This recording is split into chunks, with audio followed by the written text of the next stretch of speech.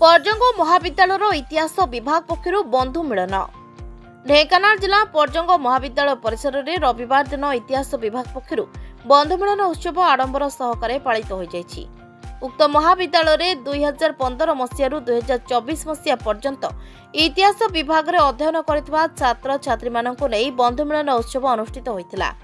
दीर्घ 10 वर्ष व्यवधान परे समस्त पुरातन छात्र छात्री और प्राक्तन अध्यक्ष और अध्यापक मानकु सुसंगठित भाव में एकत्रित करिबारे पर्जंग महाविद्यालय कार्यरत इतिहास विभाग अध्यापक समीर मुकुट और विभाग सहयोगी अध्यापक कमल किशोर भोई मुख्य दायित्व निर्वाह करथिले। एही अवसर में जगतरनाथ जगन्नाथ निकट में धूप दीप प्रज्वलन करी महाविद्यालय गणित विभाग प्राध्यापक सचिदानंद प्रधान सभापतित्व एक सभा अनुष्ठित होइतिला।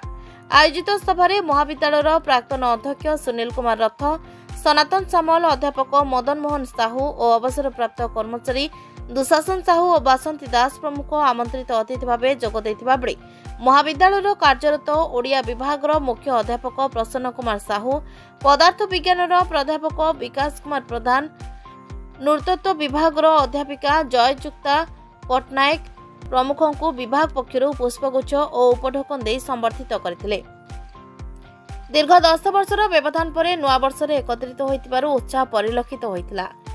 अध्ययन समय गुरुजन मानकु भक्तिभाव और सांग साथी होई किपरि छात्र जीवन अतिबाहित करथिले से दिगरे छात्र छात्री माने निजर अंगे लिभा अनुभूति परिप्रकाश कर सेपरि एही विभागर समस्त छात्र छात्री शृंखलित एवं पाठपढ़ा अध्ययन समय शिक्षा आहरण करने अधिक प्राधान्य दि जाउतिला बोली प्राक्तन अध्यक्ष डॉक्टर रथ और श्री सामल निज वक्तव्य रखिथिले।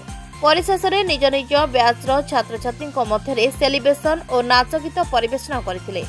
महाविद्यालय अन्य केतेक अध्यापक और कर्मचारी उपस्थित आयोजित उत्सव को पूर्ण सहयोग करथिले।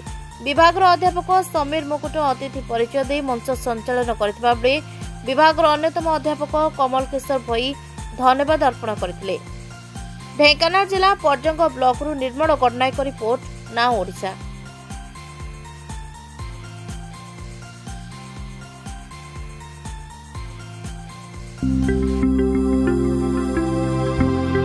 लेटेस्ट न्यूज अपडेट पाई www.nowodisha.com को लॉगिन करंतु।